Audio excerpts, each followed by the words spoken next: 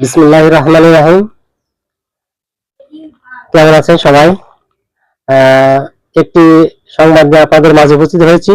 সেটি হচ্ছে আলোচিত আসিয়া ধর্ষণ মামলায় মাগুরায় প্রধান আসামি হিটু শেখের ফাঁসি রায় দিয়েছে বিজ্ঞ আদালত এবং 3 জনকে খালাসি রায় দিয়েছে। বিষয়টি হচ্ছে গত 6 মার্চ মাগুরা শহরের নান্দুলিয়া গ্রামে বোনের বাড়িতে বেড়াতে গিয়ে ধর্ষণের শিকার হয় 8 বছরের শিশু আচিয়া। গুরুতর অবস্থায় তাকে সম্মিলিত সামরিক হাসপাতালে ভর্তি করা হয় এবং 13 মার্চ চিকিৎসাধীন অবস্থায় আচিয়ার মৃত্যু হয়। এই বিষয়ে সারা দেশ ক্ষোভের সঞ্চার সৃষ্টি হয় এবং আসামিদেরকে গ্রেপ্তার করা হয়।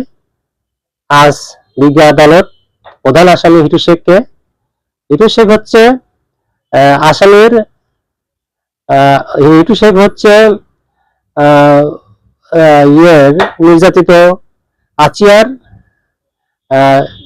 তাই তাকে আজকে বিজ্ঞ আদালত মৃত্যুদণ্ড দিয়েছে এবং বোনের স্বামী ভাসুর ও শাশুড়িকে খালাস দিয়েছে বিজ্ঞ আদালত।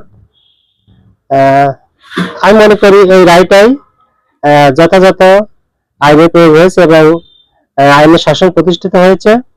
এভাবে 14 কার্য দিবসের মধ্যে এই রায়টা মানে এই ধর্ষণের রোধে অনেক কার্যকারী ভূমিকা পালন করবে বলে আমি মনে করি। ধন্যবাদ।